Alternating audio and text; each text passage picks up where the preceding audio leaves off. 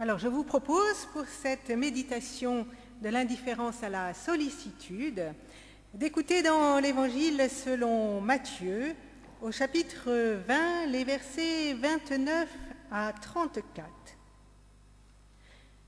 Comme il sortait de Jéricho, une grande foule suivit Jésus. Et voici que deux aveugles, assis au bord du chemin, apprenant que c'était Jésus qui passait, se mirent à crier « Seigneur, fils de David, aie pitié de nous !» La foule les rabrouait pour qu'ils se taisent. Mais ils crièrent encore plus fort « Seigneur, fils de David, aie pitié de nous !» Jésus s'arrêta, les appela et leur dit « Que voulez-vous que je fasse pour vous ?» Ils lui disent « Seigneur, que nos yeux s'ouvrent !» Pris de pitié, Jésus leur toucha les yeux. Certaines traductions disent « Ému, Jésus leur toucha les yeux ». D'autres « Saisi aux entrailles ». Saisi aux entrailles, c'est donc la traduction que je retiens. Jésus leur toucha les yeux. Aussitôt, ils retrouvèrent la vue et ils le suivirent.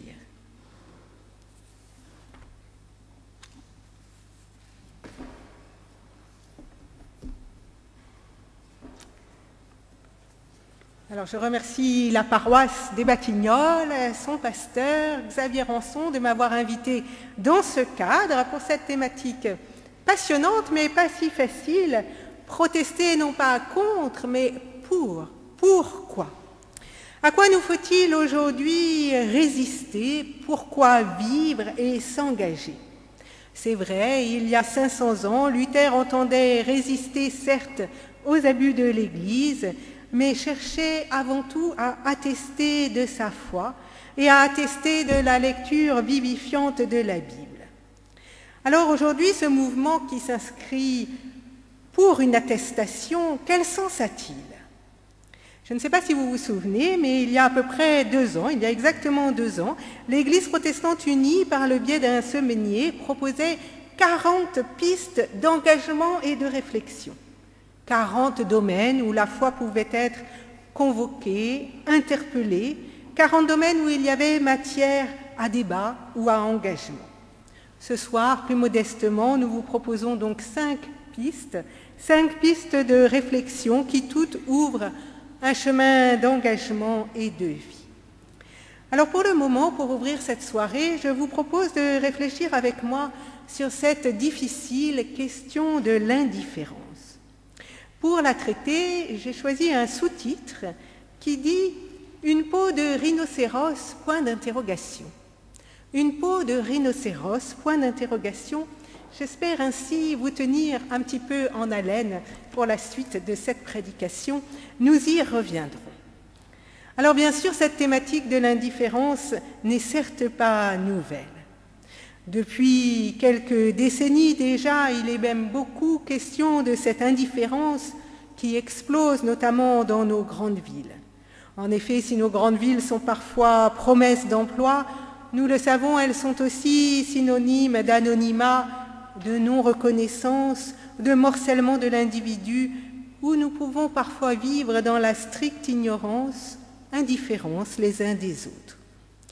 Pour lutter contre ce mouvement, vous le savez, toutes sortes d'associations ont vu le jour, comme notamment SOS Amitié, signe quelque peu symptomatique de cette indifférence croissante.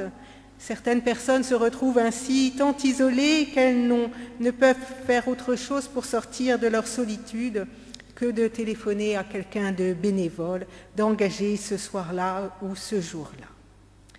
Alors cette question de l'indifférence, je ne sais pas si c'est politiquement correct ce soir, où nous nous inscrivons dans la nuit des 500 ans de l'élan de la réforme, mais cette question de l'indifférence, le pape François l'a mise au cœur de son ministère dès le début de son élection.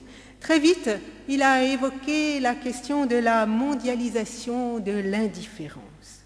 La mondialisation de l'indifférence, le terme m'avait alors profondément marqué, je l'avais trouvée profondément juste, cette mondialisation de l'indifférence. N'est-il pas vrai que dans nos villes, nous assistons à un peuple qui est sans cesse croissant, ce peuple des ombres, sans cesse plus nombreux?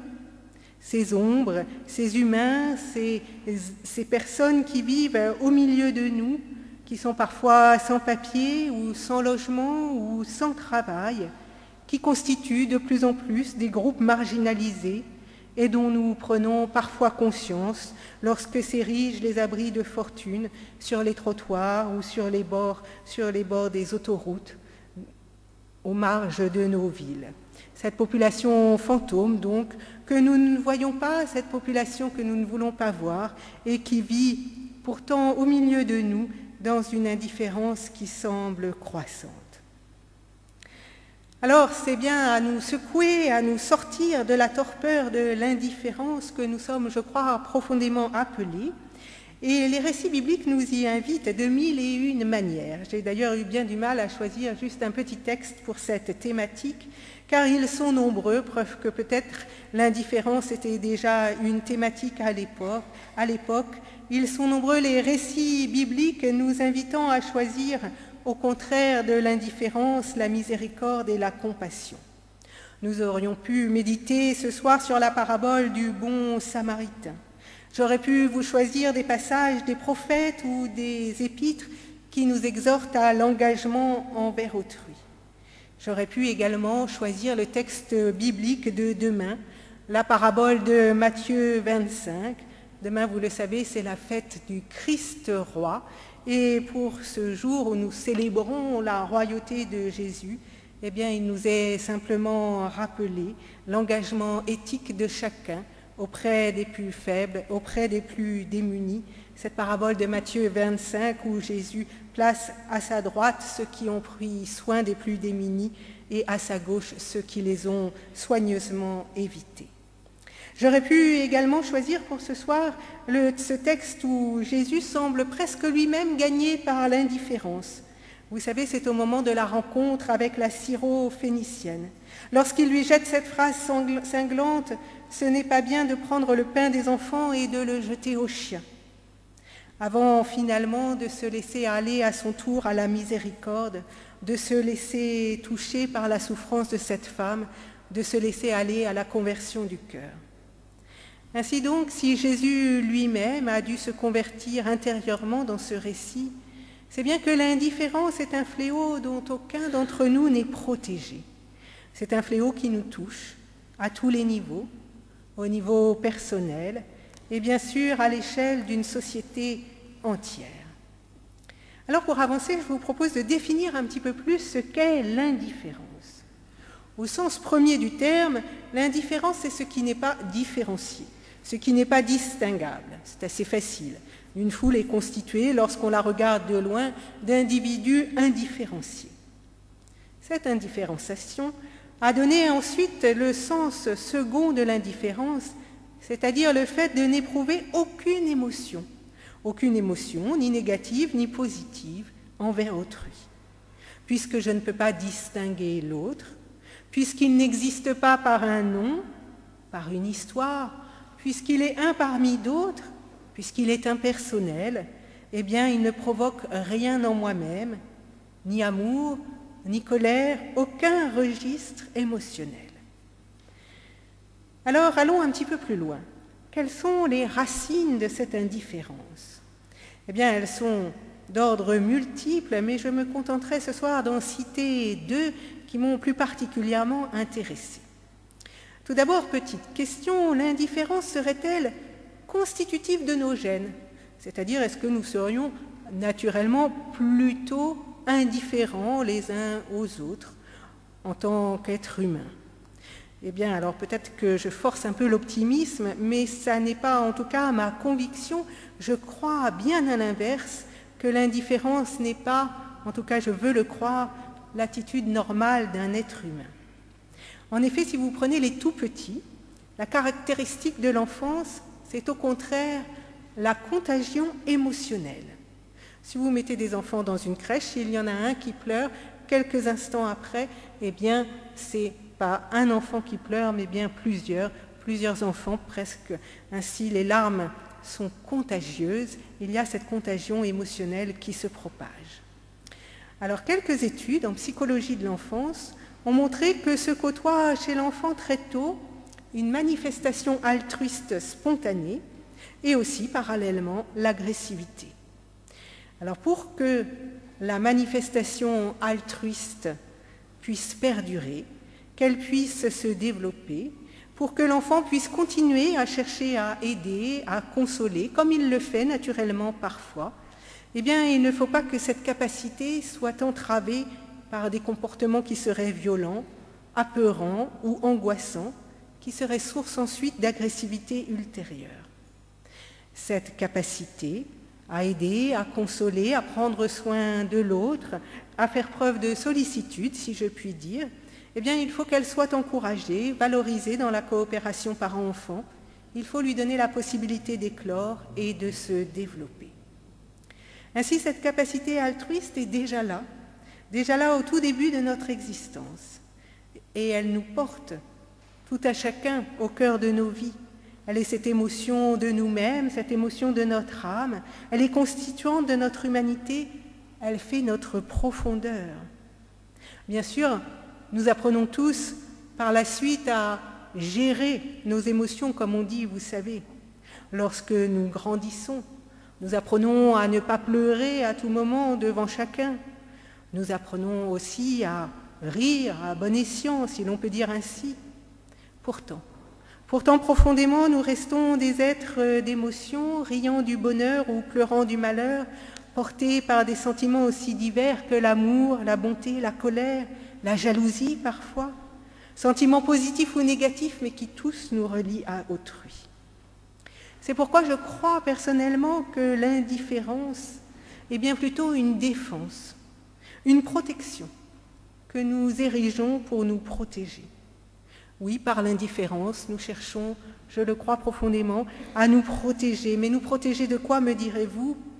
Eh bien, nous protéger d'un trop grand malheur, nous protéger d'une trop grande somme de souffrance.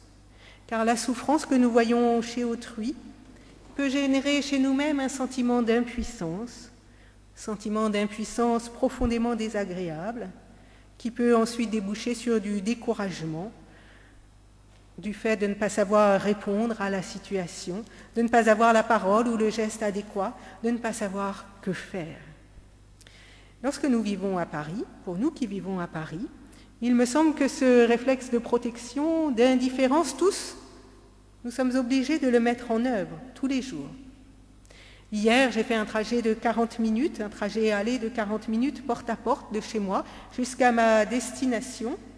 Et j'ai croisé pas moins de 18 personnes, j'ai compté, sollicitant de l'aide dans la rue, en bas de chez moi, aux abords du métro, dans le métro, à la sortie du métro, à nouveau dans la rue.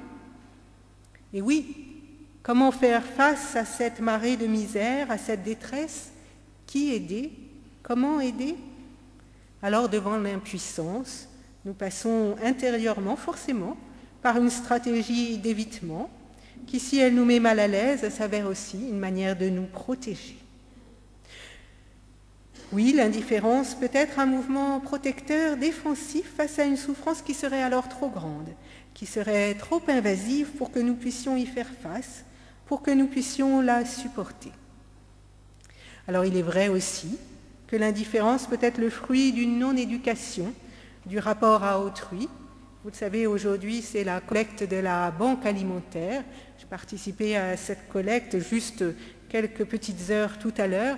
Et c'est vrai que nous sommes à chaque fois frappés du nombre de personnes qui refusent, évitent, parfois même se montrent quelque peu agressifs envers les gens qui collectent.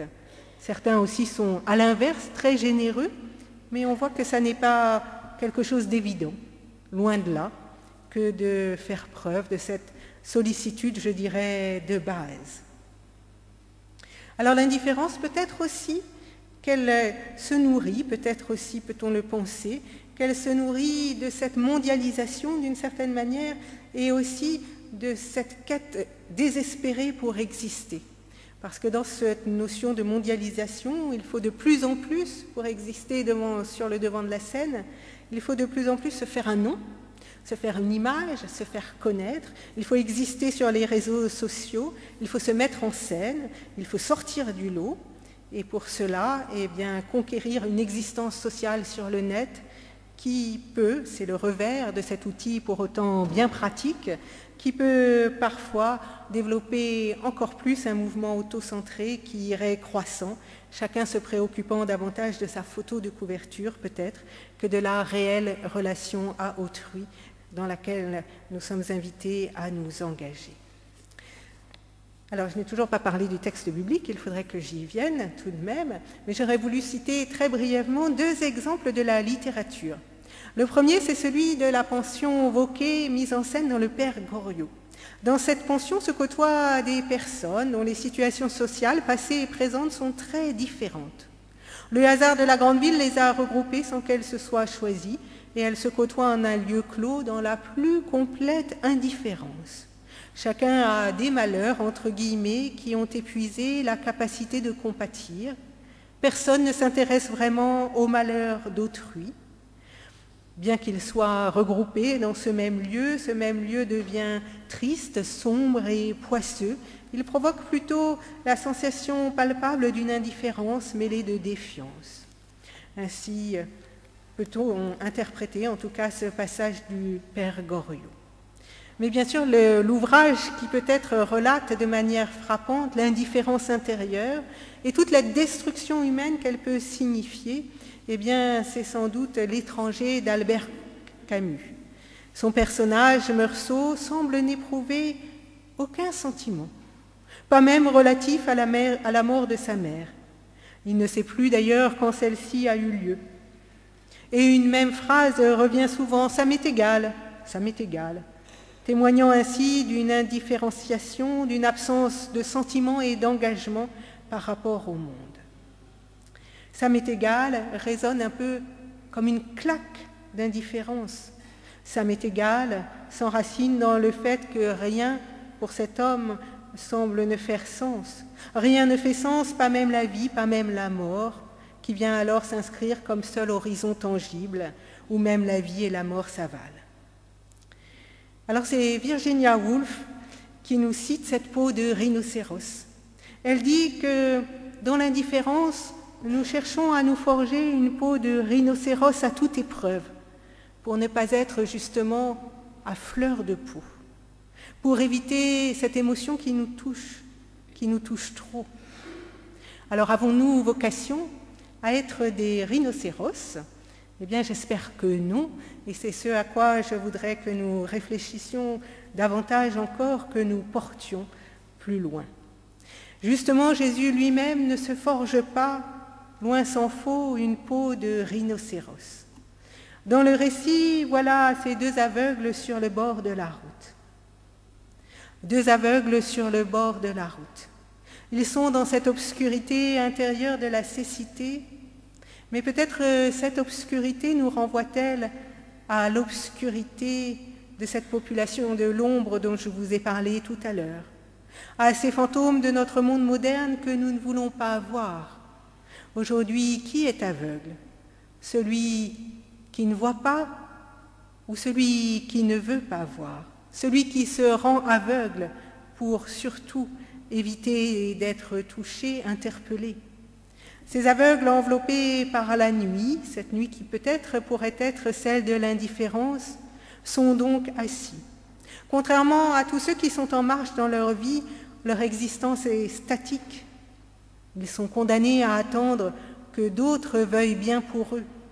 Ils sont terriblement prisonniers du geste d'autrui, du regard d'autrui.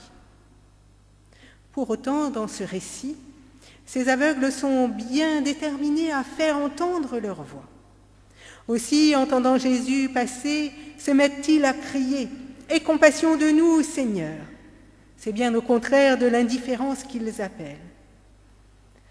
Tout entière tournée vers Jésus, la foule érige alors un mur d'indifférence et s'efforce de les faire taire pour qu'ils puissent à nouveau glisser dans l'ombre silencieuse de ces peuples sans voix.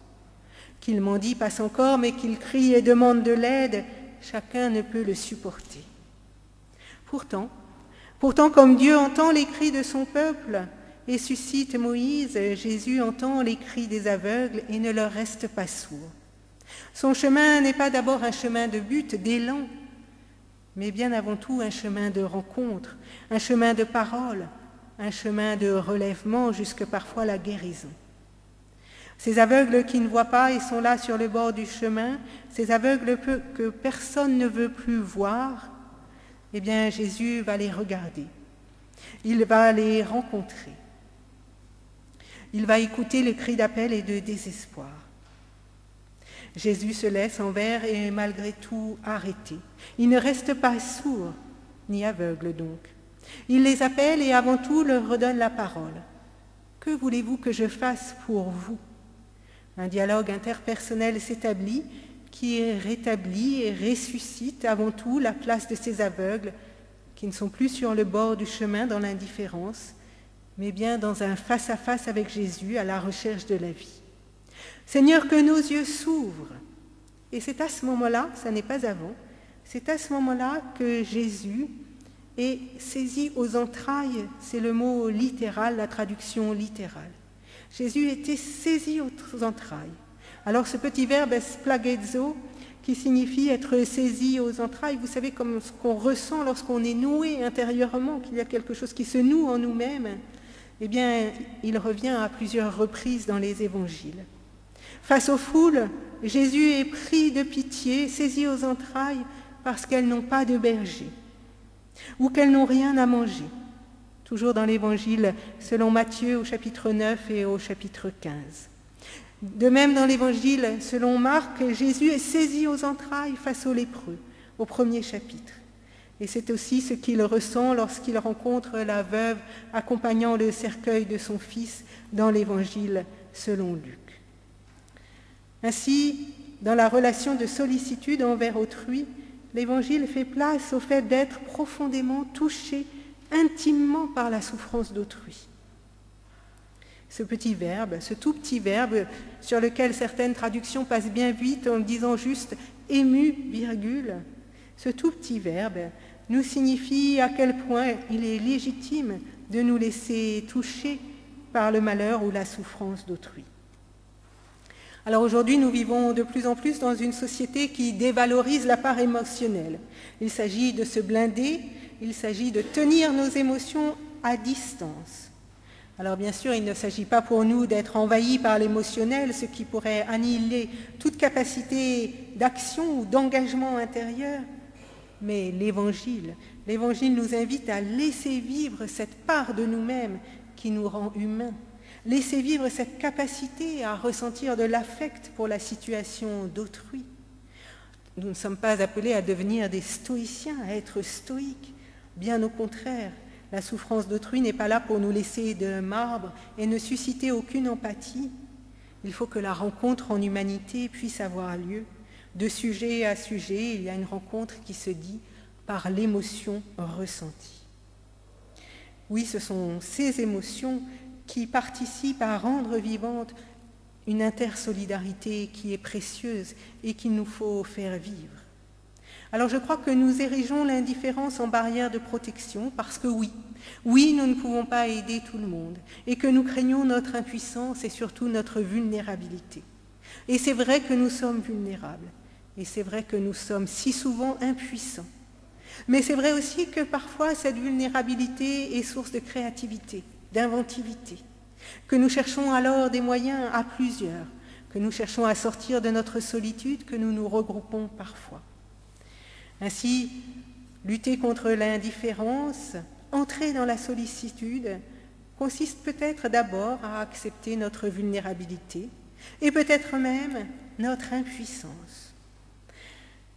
Oui, je suis vulnérable à la souffrance d'autrui, elle me touche.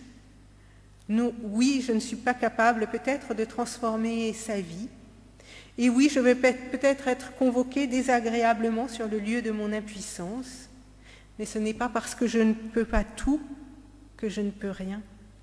Et même les petites choses parfois de l'existence sont suffisantes pour redonner sens à nos vies, pour redonner naissance à la sollicitude, à la bienveillance, à la compassion, au sens même de notre vivre ensemble.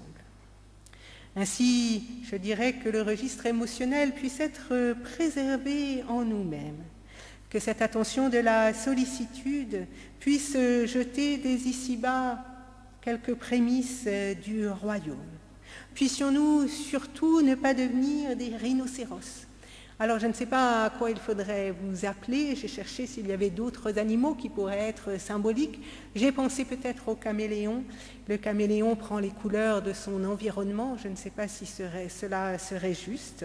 Mais en tout cas, il nous faut vivre avec cette peau fragile, cette peau qui est parfois touchée, mais cette peau qui se laisse interpeller, qui prend la couleur peut-être de ceux et celles que nous rencontrons, parfois dans la difficulté, mais aussi si souvent dans la joie aussi et dans l'espérance. Puissions-nous être saisis aux entrailles, sans craindre l'émotion, mais au contraire en accueillant la force que cela mobilise en chacun d'entre nous. Amen.